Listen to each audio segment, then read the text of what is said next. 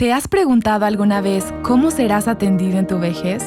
Aquí está Nancy de Moss Wolgemuth. Aún en mi vejez, no tengo que preocuparme acerca de cómo seré atendida o cuidada, porque sé que tengo un Redentor que vela por mí, que me tiene como posesión suya, quien ha prometido satisfacer todas mis necesidades espirituales, físicas, emocionales y relacionales. Toda necesidad que tenga, sé que será satisfecha en Cristo, mi Redentor. Estás escuchando Aviva Nuestros Corazones, con Nancy de Moss Wolgemuth en la voz de Patricia de Saladín. Hoy es 19 de enero de 2023.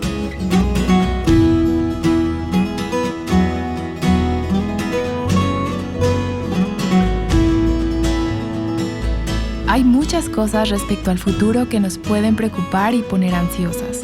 Es algo que todas experimentamos. Pero algo que no podemos perder de vista es que aquellos que estamos en Cristo no tenemos nada que temer. Tenemos una bendición y una seguridad mucho más grandes de lo que podemos imaginar. Hoy Nancy nos habla acerca de esto en la continuación de nuestro estudio sobre la vida de Ruth. Hemos estado estudiando el libro de Ruth durante las últimas semanas y ahora vamos a llegar a la parte final de la historia. Y hoy quisiera que retomáramos el capítulo 4, los versículos del 9 al 12. Leamos.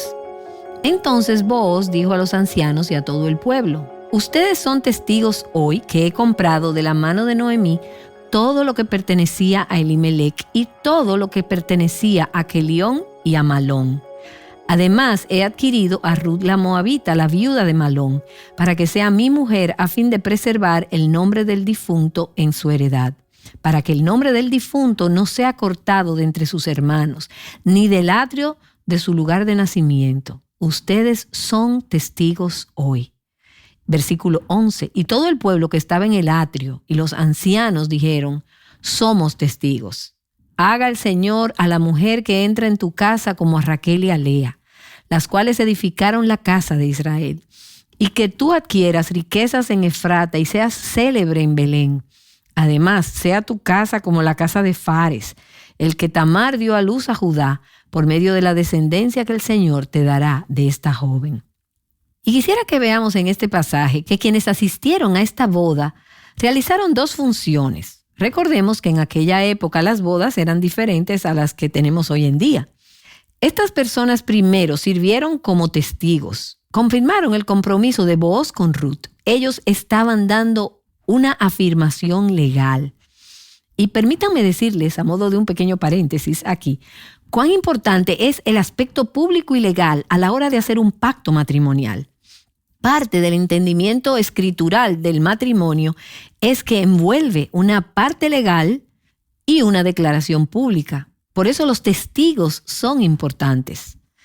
Un escritor dijo: el pacto que se hace en una boda públicamente con testigos es un constante recordatorio de que fueron hechas promesas, se aceptaron obligaciones y se oró por gracia y se oró por provisión. Los votos que se hacen no son un asunto privado, sino que son hechos públicamente frente a testigos. Y hay un sentido de responsabilidad ante los hermanos creyentes que nos ayuda a mantener estas promesas y nos ayuda en los momentos más difíciles cuando nuestro compromiso de amar fielmente es puesto a prueba. Así que la ceremonia matrimonial es una parte importante para que el matrimonio pueda iniciar con buen pie.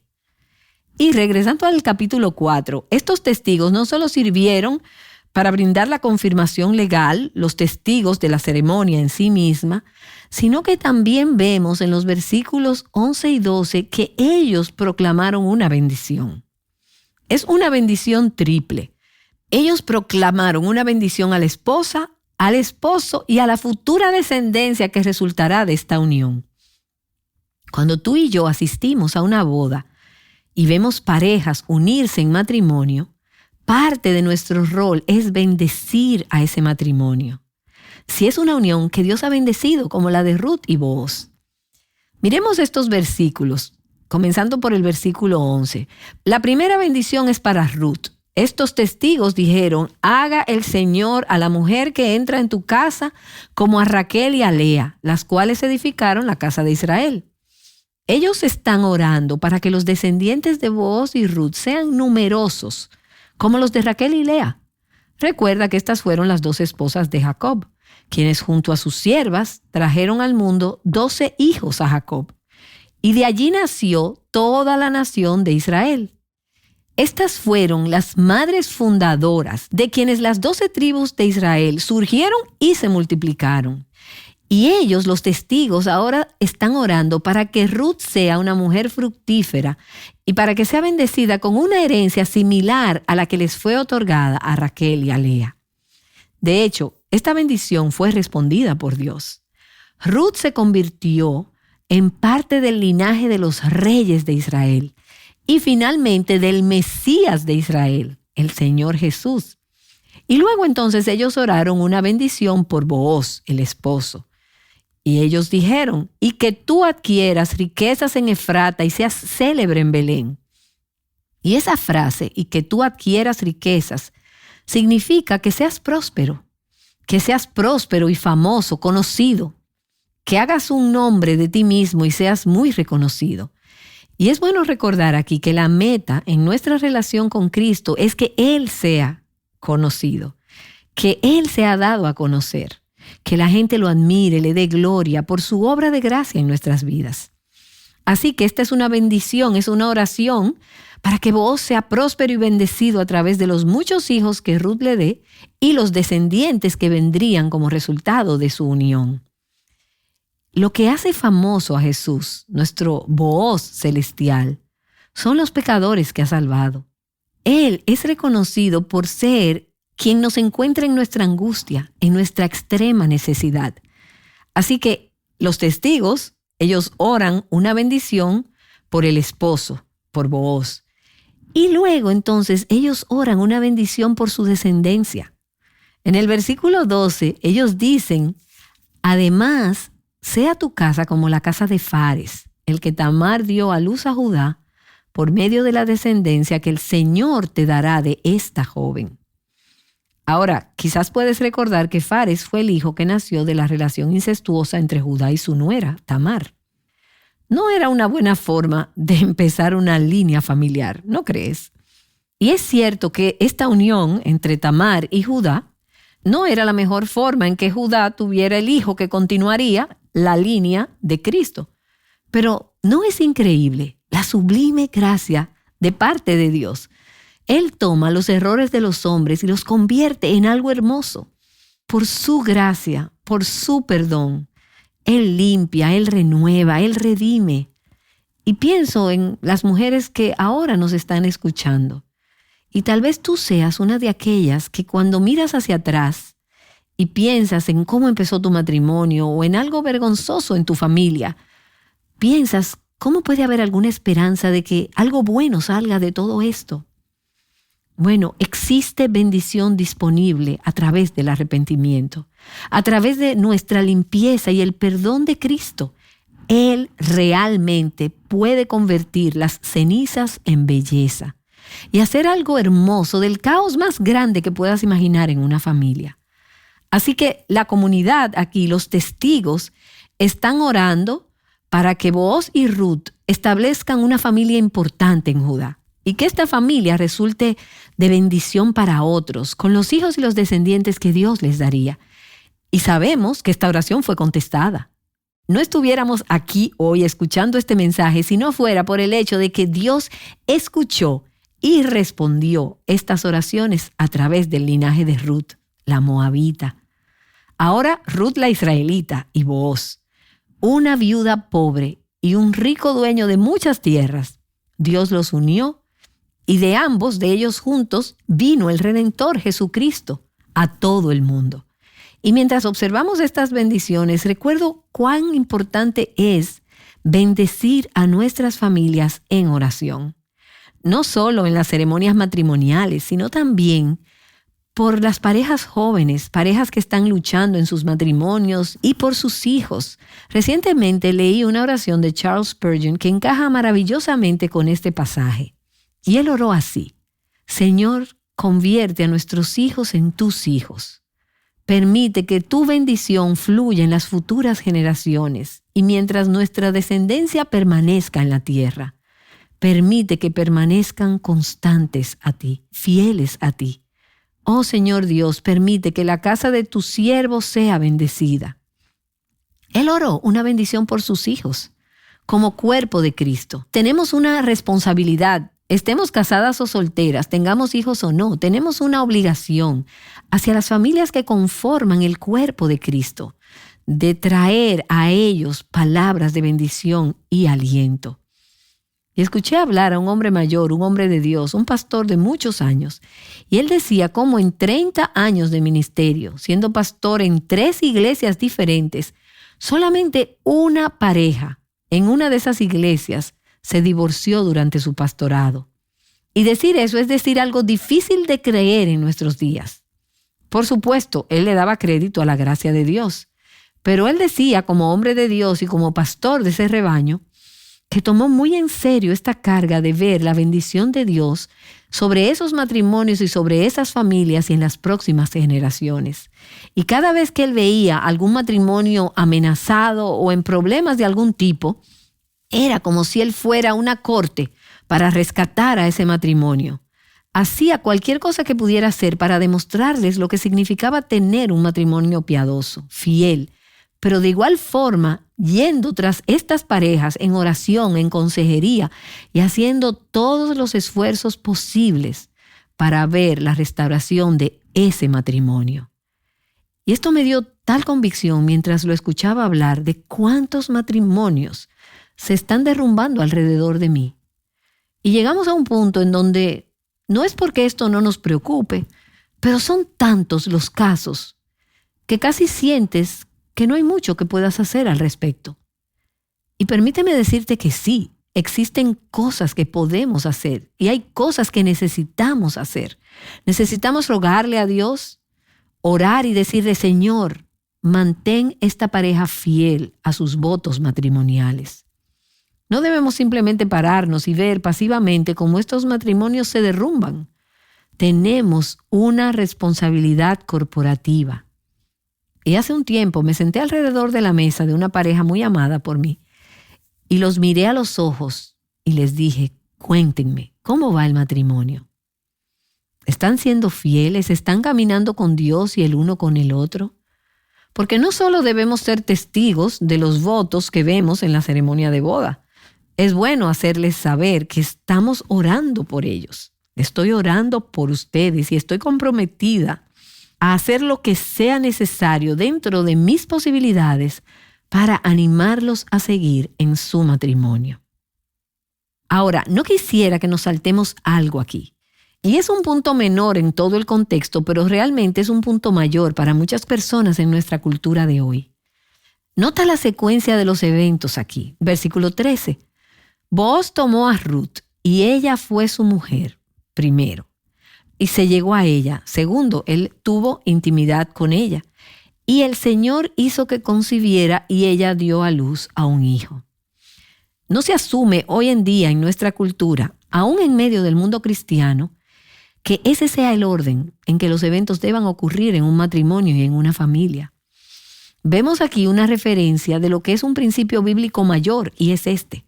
Lo físico, la unión sexual, pertenece a un contexto dentro del matrimonio. Ahí es donde Dios lo bendice. Ahí es donde Él ha ordenado que debe suceder. Y todo lo que esté fuera de esto conducirá a consecuencias devastadoras, las que probablemente nunca quisieras experimentar.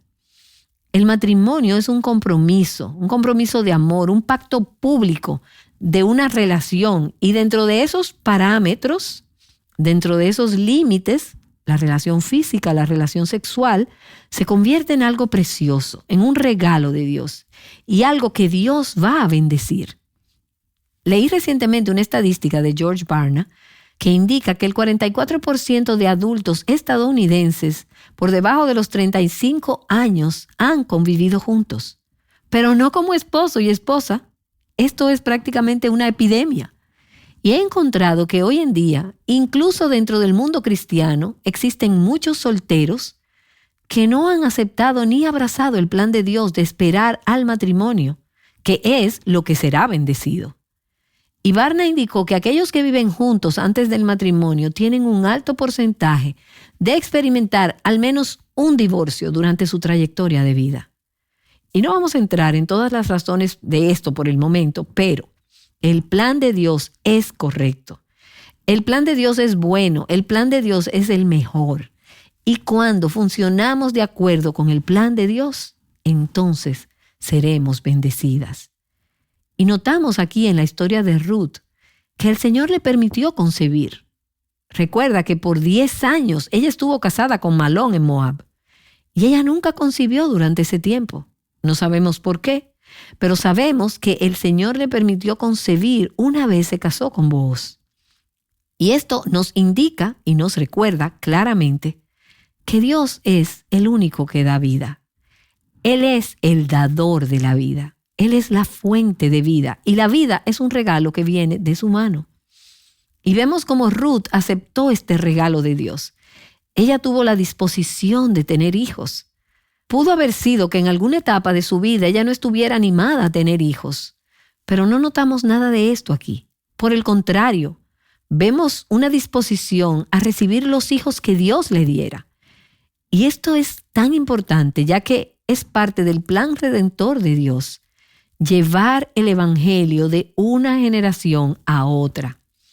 Y eso depende de que el pueblo de Dios tenga hijos. Y no solamente dar a luz estos hijos, sino enseñarles los caminos y el corazón de Dios. Guiarlos a la fe en Cristo, para que cuando crezcan en madurez espiritual como discípulos de Cristo, quienes luego a su vez tendrán sus propios hijos algún día, y estos no solo llevarán una vida física, sino que también llevarán una vida espiritual y darán el ejemplo de cómo luce una vida en Cristo al mundo. Y así como el hijo que le nació a Ruth fue un regalo de Dios como parte de la redención de ella, así Cristo fue el regalo de Dios para la redención del mundo. Y vemos aquí un retrato de lo que vendría cuando Cristo viniera a la tierra. Ahora, en el versículo 14, después de que este hijo le naciera a Ruth, los testigos, las mujeres del pueblo, le dijeron a Noemí, a la abuela del bebé, bendito sea el Señor, que no te ha dejado hoy sin redentor. Recuerda, cuando Booz redimió a Ruth y su situación, él estaba también redimiendo la situación familiar completa. Así que Booz se convirtió no en el esposo de Noemí, sino en el pariente redentor de Noemí. Por eso las mujeres le dijeron, este día el Señor no te ha dejado sin redentor. Esta mujer que tuvo una vida tan dura, que experimentó tanto dolor, quebrantos y pérdidas, Dios la restauró por medio de un pariente redentor. Así que las mujeres le dijeron a Noemí en los versículos 14 y 15, que su nombre sea célebre en Israel, que el niño también sea para ti restaurador de tu vida y sustentador de tu vejez, porque tu nuera que te ama y que es de más valor para ti que 7 hijos, lo ha dado a luz. Así que no solamente fue Booz el redentor, sino que en cierto sentido este pequeño niño que nació de esta unión se convirtió en un redentor. Él era el niño que crecería y que cuidaría de Noemí y de Ruth en su vejez. Él sería su proveedor, su redentor, el que las cuidaría. Así que Noemí recibió un Goel y Ruth recibió un redentor. Y mientras este niño crecía, ella estaba confiada que a pesar de cualquier pérdida que pudiera experimentar en el camino y en el futuro, siempre existiría un redentor que cuidaría de sus necesidades. Él te sustentará en tu vejez, le dijeron las mujeres. Él te proveerá de alimento. Él velará por tus necesidades. Y veo esto como una clave para nuestra restauración espiritual y para un avivamiento continuo. Que no solo debemos encontrar a Cristo en un momento determinado de la redención y luego olvidar cómo nos redime durante el resto de nuestras vidas. Más bien, vemos que Él es un redentor que está siempre presente.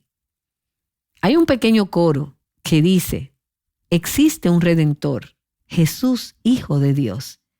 Y Él está en el proceso continuo de redimirnos, de restaurar lo que hemos perdido, de restaurar las pérdidas que han sido causadas por el pecado. Su sangre nunca ha perdido su poder. Él no es nuestro Redentor y restaurador en tiempo pasado, sino que Él es el restaurador constante de nuestras vidas. Así que recordemos esto, mientras vamos envejeciendo, y pudieras decir, esperar la vejez. ¿Sabes? Yo sí la espero, y la razón para hacerlo es porque yo sé que tengo un Redentor. Y sé que mientras envejezco en esta tierra y me dirijo hacia el cielo, siempre tendré un restaurador, aún en mi vejez, uno que me sostendrá, uno que prometió satisfacer mis necesidades. No tengo que preocuparme acerca de cómo seré atendida o cuidada, porque sé que tengo un Redentor que vela por mí, que me tiene como posesión suya, quien ha prometido satisfacer todas mis necesidades espirituales, físicas, emocionales y relacionales. Toda necesidad que tenga, sé que será satisfecha en Cristo, mi Redentor. Y bueno, en los versículos 16 al 18 dice: entonces Noemí tomó al niño, lo puso en su regazo y se encargó de criarlo. Las mujeres vecinas le dieron un nombre y dijeron: le ha nacido un hijo a Noemí. Y lo llamaron Obed. Él es el padre de Isaí, padre de David. Versículo 18. Estas son las generaciones de Fares. Ahora, recuerda quién era Fares. Él fue el hijo que nació del resultado de una relación incestuosa entre Tamar y su suegro Judá. Y fue ahí que esta línea empezó. Y puedes ver que esta es una línea que se mueve de la desgracia a la gracia. Y no es esta la manera en que obra nuestro Dios. No es este el proceder de Cristo, nuestro Redentor. Él toma nuestro comienzo en la vida como enemigas de Dios, separadas de Dios, pecadoras, bajo la maldición de la ley. Y dice: puedo convertir tu desgracia en gracia. Y leamos ahora los versículos del 18 al 22. Estas son las generaciones de Fares. Fares fue el padre de Esrón, Esrón el padre de Ram, Ram el padre de Aminadab, Aminadab el padre de Naasón, Naasón el padre de Salmón, Salmón el padre de Booz, Booz el padre de Obed, Obed el padre de Isaí, e Isaí fue el padre de David. Y aquí termina el libro de Ruth. Pero no es donde termina la historia, pues conoces que esta genealogía continúa. De hecho, es donde empezamos semanas atrás, observando el capítulo 1 de Mateo, donde vemos otra genealogía. Porque Mateo lleva esto más allá, diciendo que de David vino un gran hijo, el Señor Jesús. Cristo el Mesías nació como resultado de esta línea familiar. El propósito final de esta genealogía era quitar la atención de David y ponerla en su último descendiente, el Señor Jesús. Y puedo decir que el objetivo final de tu línea familiar y de la mía debería ser el mismo. Ahora, Cristo no nacerá literalmente de nuestra línea familiar. Él ya vino a la tierra una vez, y cuando regrese no será como un bebé, sino como un vencedor para asumir el control de este mundo y gobernar por los siglos de los siglos. Pero hay un sentido en que mi línea familiar debe tener como meta llevar a las personas a Cristo. Mi generación familiar físicamente debe tener esto como objetivo, pero también mi línea familiar espiritualmente debe tener el mismo propósito. Quizás nunca tendré hijos físicos, pero tengo un corazón inclinado a tener hijos espirituales, a ganarlos para Cristo, a discipularlos y nutrirlos en sus caminos. Y ellos a su vez ganarán a otros quienes van a discipular y a nutrir de igual forma, para que podamos pasar de una generación a otra una línea que siempre traiga personas a Cristo, siempre llevando a Cristo a la próxima generación. ¿Qué está ocurriendo en tu línea familiar? ¿Está apuntando a las personas hacia Jesús? ¿Estás viviendo con la confianza de que, sin importar lo que ocurre en tu vida, estás segura, eres salva porque sabes que tienes un Redentor quien con el paso de los años será tu sustentador y tu restaurador? Recuerda que si estás en Cristo, nunca te faltará un Redentor. ¿Te da esto seguridad, confianza? ¿Te lleva esto a decirle, gracias Señor Jesús, por tomar mi vacío y llenarlo, por tomar mi pérdida y transformarla en ganancia, y por tomar las cenizas de mi vida y convertirlas en algo hermoso? Orarías para que Dios te dé una línea familiar piadosa, tanto física como espiritualmente, para que seas dadora de vida, trayendo luz a una nueva generación que ame a Dios con todo su corazón, que conozca a Jesús y testifique de Él a la siguiente generación.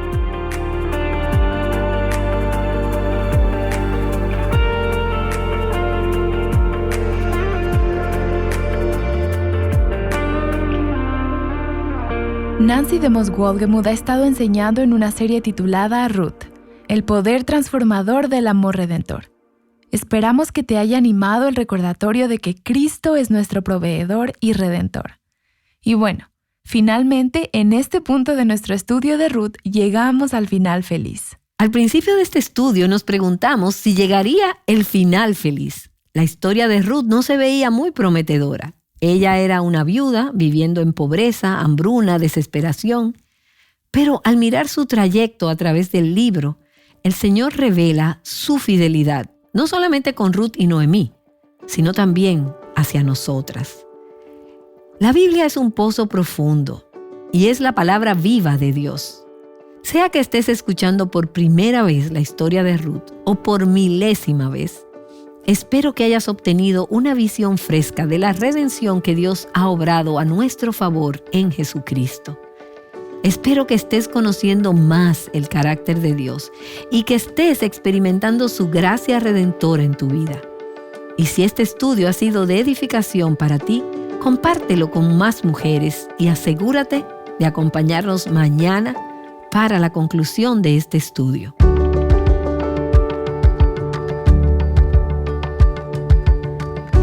Comparte esta serie fácilmente a través de nuestro sitio web avivanuestroscorazones.com. Allí también encontrarás las transcripciones de estos programas y otros recursos relacionados. Bien, concluyamos este episodio en oración. Gracias, Señor, por la grandeza y por la inmensidad de tus propósitos y por la manera en que restauras las pérdidas por nuestro pecado y el pecado de otros. Gracias porque no solo cuidaste de Noemí, sino que también cuidas de cada una de nosotras. Siempre estás trabajando para proveer para nosotras en Cristo Jesús, para satisfacer todas nuestras necesidades.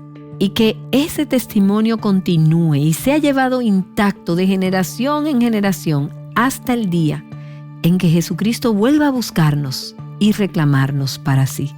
Te lo pedimos en el nombre de Jesús. Amén.